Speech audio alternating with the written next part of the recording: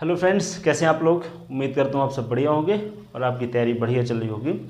देखिए, forest guard और jail प्रहरी का रिजल्ट आ चुका है। अब इसकी अगली प्रोसेस डॉक्यूमेंट वेरिफिकेशन की होने वाली है, ठीक है। और मैंने एक वीडियो डाला था पुलिस के रिजल्ट से रिलेटेड। उसमें लोग बोल रहे थे कि फिजिकल के टाइम पे डॉक्यूमेंट वेरिफिकेशन हो चुका है तो क्या दोबारा होगा। तो जी हाँ, फिजिकल के टाइम पे आपके डॉक्यूमेंट कलेक्ट किए जाते हैं, लेकिन एक बार और कलेक्ट किए जाएंगे आपके ज्वाइनिंग के टाइम पे। समस्त जो मूल दस्तावेज होते हैं उनकी छाया प्रति यानी फोटोकॉपी ज्वाइनिंग के टाइम पे भी जमा की जाती है। इसलिए आप इस चीज़ से मतलब आप ये मत सोचिए कि अब आपका फॉरेस्ट और जेल इसका जो फिजिकल हुआ था उस टाइम पे डीवी हो चुका है तो दोबारा से नहीं होगा। और आप अपने डॉक्यूमेंट रेडी कर लीजिए, क्योंकि यहाँ पे भी स्कोप बनता है कि आप डॉक्यूमेंट ना होने की वजह से बाहर हो सकते हैं। तो इस पे बात करेंगे कि डॉक्यूमेंट वेरिफिकेशन कब होगा और आपको कौन कौन से डॉक्यूमेंट्स ज़रूरी रहेंगे और क्या क्या प्रोसेस आपको करनी पड़ेगी, ठीक है। तो देखिए, आपका रिजल्ट जो है 13 दिसंबर को आ चुका है, ठीक। और मैं अगर पिछला जो एग्ज़ाम हुआ था जेल वाला उसके हिसाब से बात करूं, उसका रिजल्ट भी 7 दिसंबर को आया था।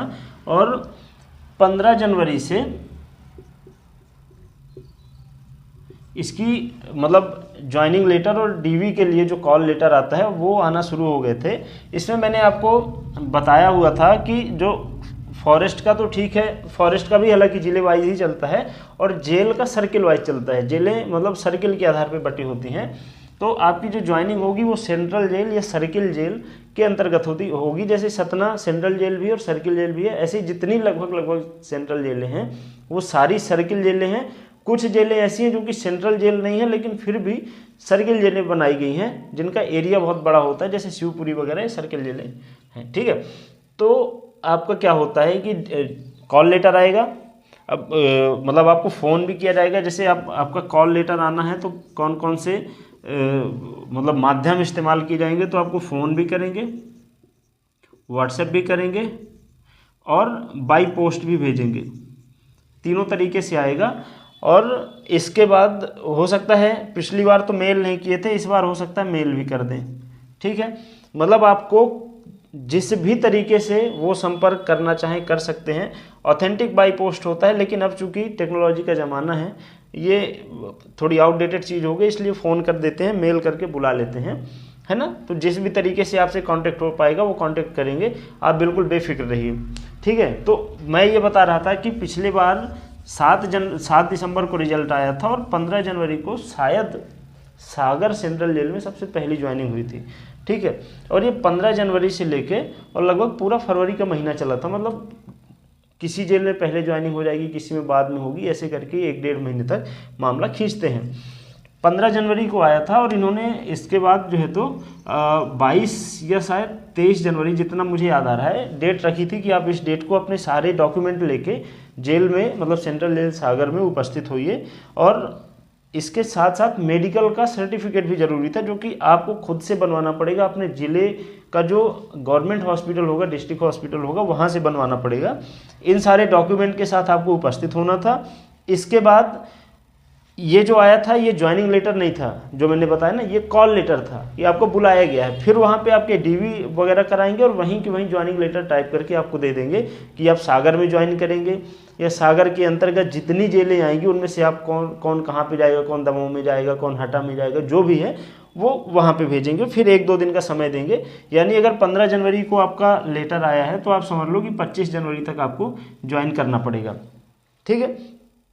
तो अगर इस हिसाब से देखा जाए तो ये 13 दिसंबर को रिजल्ट आया, तो संभवतः आप 20 जनवरी तक ये मान के चल सकते हैं कि आपकी ये जो प्रोसेस है ये शुरू हो जाएगी कॉल लेटर आने की, ठीक है। तो आपके पास मोटा मोटा 1 महीने बच रहे हैं। इस 1 महीने के दौरान आपको डॉक्यूमेंट रेडी कराना है, मेडिकल भी कराना है ना, ये सारी चीज़ें आपको बनवानी है। तो इन सब पे मैं आज आपको बता देता हूँ कि डॉक्यूमेंट कौन कौन से रेडी रखना है और मेडिकल कैसे करवाना है, मेडिकल में क्या क्या जांच होती है, ये मैं अगले वीडियो में बताऊंगा। और जो भी फॉरेस्ट वाले और जेल वाले सिलेक्टेड कैंडिडेट हैं, आप लोग चैनल को सब्सक्राइब कर लीजिए। आपकी ज्वाइनिंग होने तक, ज्वाइनिंग के बाद भी अगर ज़रूरत पड़ी तो, नहीं तो ज्वाइनिंग तक मैं आपको एक एक स्टेप की डिटेल में जानकारी दूंगा। आप किसी भी तरह से अगर भ्रमित है, कंफ्यूज हो रहे हैं, तो चैनल पे जुड़े रहिए, आपको उसका निराकरण जरूर मिलेगा, ठीक। तो देखिए, अब क्या होगा कि आपको मान लीजिए कॉल लेटर आ गया, यही प्रोसेस फॉरेस्ट में भी चलती है, ठीक है, ये प्रोसेस फॉरेस्ट में भी चलेगी। आपको कॉल लेटर आया, उसमें बताया गया कि आपको सारे मूल दस्तावेज ओरिजिनल और उनकी फ़ोटोकॉपी लाने हैं। अब मूल दस्तावेज में आपने फॉर्म भरा है 10th बेस पे, तो इसकी मार्कशीट होना कंपलसरी है, ठीक है, ओरिजिनल प्लस फ़ोटोकॉपी, ये ध्यान में रखना आप। इसके बाद मार्कशीट में मतलब 10th तो होना कंपलसरी है, इसके अलावा आपके पास 12th भी है, ग्रेजुएशन भी है, मास्टर डिग्री है, जो भी है सब लगा सकते हैं, नहीं है तो 10th तो जरूरी है।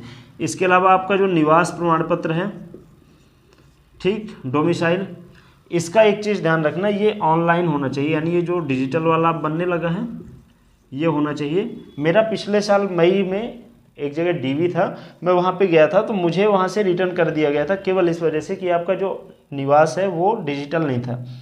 हालांकि मैं फिर लड़ झगड़ के समय ले लिया था और वापस से डीवी वगैरह करवा लिया था, लेकिन उनने ये कहते हुए मुझे एक वाक़या और याद आ गया। मैं संस्था का नाम नहीं बताऊंगा, मैं गया था, वहाँ पे एक मैडम थी, मैनेजर पोस्ट पे थी ठीक है, उन्होंने ये कहा कि आपका जो ये निवास प्रमाण पत्र है, डोमिसाइल है, ये मतलब ऑफलाइन है, बहुत पहले का बना हुआ था, लगभग 10 साल हो गए। मेरी कैटेगरी EWS है, हालांकि मेरा सिलेक्शन जनरली अभी तक UR से हुआ है, पर कैटेगरी मेरी EWS है। तो उस महिला को जो कि इस मैनेजर प्रबंधक वाली पद पे बैठी हुई है, उसको EWS का मतलब नहीं पता था। मैंने अभी एक वीडियो डाला है जिसमें बताया कि कैसे हमारे आसपास के लोग हैं जिनको रत्ती भर ज्ञान नहीं और बैठे हुए हैं, फर्जी तरीके से घुसे हुए हैं। वैसे ही एक महिला थी जिसे EWS का मतलब नहीं पता था। आप सोचो, मुझे नहीं पता हो, आपको नहीं पता हो, चलेगा, भाई साहब ये मैनेजर थी, इसको EWS का मतलब ही नहीं पता था, फुल फॉर्म भी छोड़ो, पता ही नहीं था। यही बोले EWS ये कौन सी कैटेगरी होती। हाथ जोड़ लिए थे, मैंने कहा मैडम मैं क्या ही बोलूँ आपको, मेरा डॉक्यूमेंट वेरिफिकेशन करो। मैंने फिर उसको विद डिटेल बताया कि कौन से संविधान संशोधन के तहत और आर्थिक रूप से जो सवर्ण हैं, कमज़ोर हैं, उनको ये दिया गया है, इसका फुल फॉर्म क्या होता है, पूरा डिटेल में बताया। बाद में मैंने एक आध उनके एम्प्लॉय से बात की थी, वो बोले कि इसको कुछ नहीं आता मैडम को, ठीक है। तो ऐसे लोग भरे हुए।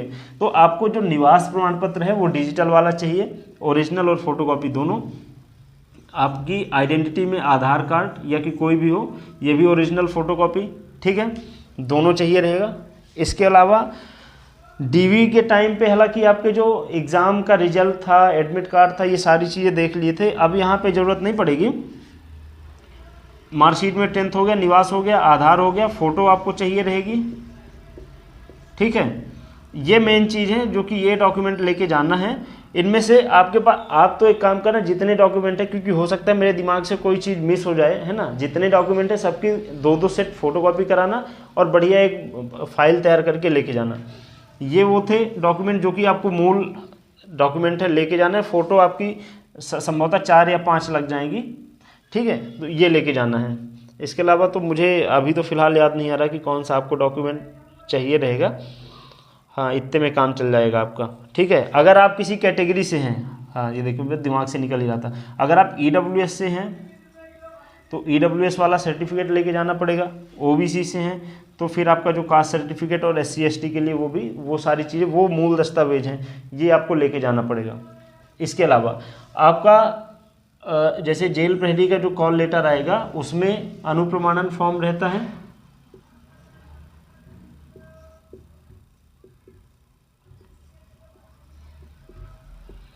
ठीक है, जिसमें पूरी मतलब 3-4 पेज का फॉर्म रहता है। आप अपनी पूरी डिटेल भरोगे कि मेरा इसके पहले कभी कोई मतलब पुलिस केस नहीं हुआ है, मैं कहाँ पे रह रहा हूँ, पिछले 5 सालों से कहाँ पे रह रहा हूँ, मतलब आपकी पूरी डिटेल ली जाएगी।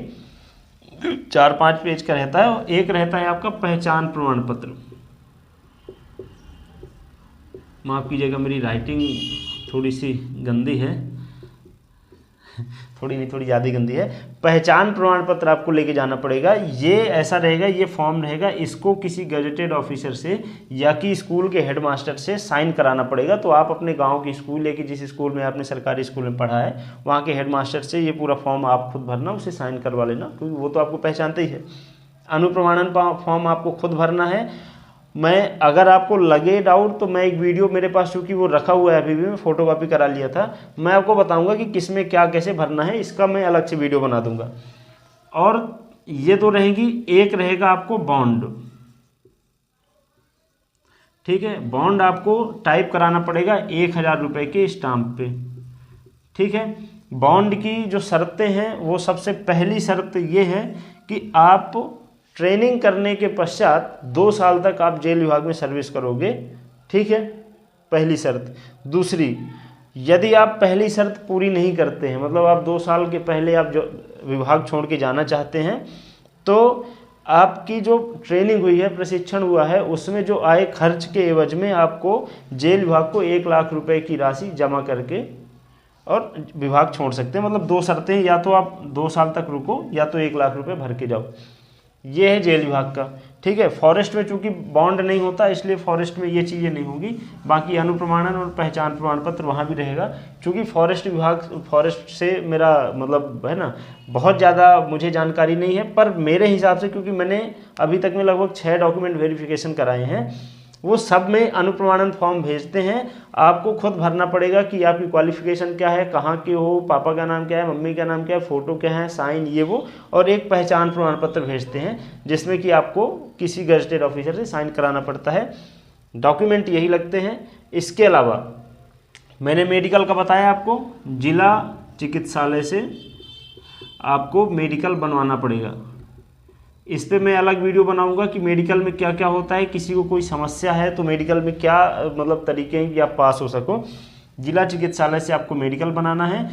लगभग एमपी के सारे जिला चिकित्सालयों में बुधवार को मेडिकल बोर्ड बैठता है। आप ये दिन नोट कर लो, बुधवार को मेडिकल बोर्ड बैठेगा। उस दिन केवल यही काम होता है कि जहाँ जहाँ ज्वाइनिंग होनी है वहाँ वहाँ के मेडिकल बोर्ड मतलब मेडिकल सर्टिफिकेट बनते हैं। और कुछ ऐसे होते हैं जैसे गवर्नमेंट एम्प्लॉई अगर बीमार है या कि सर्विस पे नहीं था, उसको मेडिकल छुट्टी पे था, तो उसको मेडिकल बोर्ड से सर्टिफिकेट लेना होता है, तो वो भी बुधवार को ही होता है। ये सारी चीज़ें होनी है। अगला स्टेप आपका यही सब होने वाला है, डीवी का और ज्वाइनिंग का, ठीक है। तो ये मेरे हिसाब से मैंने लगभग सारे डॉक्यूमेंट आपको बता दिए हैं। कोई भी अगर डॉक्यूमेंट मिस हो रहा है तो मैं आपको यही सलाह दूंगा कि आपका EWS, आप ये एक चीज़ ध्यान रखना, EWS चूँकि आपने फॉर्म भरा था पिछले वित्त वर्ष में, रिजल्ट आया दूसरे में, और वैसे मुझे लगता है ज्वाइनिंग के पहले यही वित्त वर्ष चलेगा, इतना लेट नहीं होने वाला। EWS आप दोनों लेके जाना। खासकर आपने जब फॉर्म भरा था उस टाइम का आपके पास होना चाहिए, है ना। बहुत सारे बच्चे नया बना तो पुराना गुमा देते हैं। EWS और रोजगार पंजीयन में ऐसा नहीं चलता, आपको पुराना ही रखना पड़ता है। EWS दोनों लेके जाना। जो भी आपके पास डॉक्यूमेंट है, आपको लग रहा है कि जरूरी नहीं है, फिर भी उसकी फोटोकॉपी करा के रख लेना। 1-2 कॉपी आपके पास होना ही होना चाहिए, ठीक है। तो उम्मीद करता हूँ कि आपको चीज़ें समझ में आई होगी। जो भी आप में से सिलेक्टेड कैंडिडेट है, चैनल को सब्सक्राइब कर लीजिएगा। मैं आपको आखिरी पड़ाव तक बताता चलूँगा कि कैसे क्या आपकी प्रोसेस होनी है, कैसे ज्वाइनिंग होनी है, और उसके बाद भी कुछ ना कुछ तो हेल्प करूँगा ही, ऐसा नहीं है ना। तो जो ठीक है, बाकी अब जो सिलेक्शन जिनका नहीं हुआ है आप लोग तैयारी करते रहो, क्योंकि एक टाइम मेरा भी ऐसा था और जिनका अभी सिलेक्शन हुआ उनका भी एक समय ऐसा रहा होगा जबकि उनकी भी वेटिंग लगी होगी जैसे आपकी लगी है। लेकिन इस बार वेटिंग लगी है, अगली बार सिलेक्शन होगा, ये मेरा वादा है आपसे। बस तैयारी करते रहिए, ठीक है। मिलते हैं अगले वीडियो में, तब तक अपना ख्याल रखिए। नमस्कार।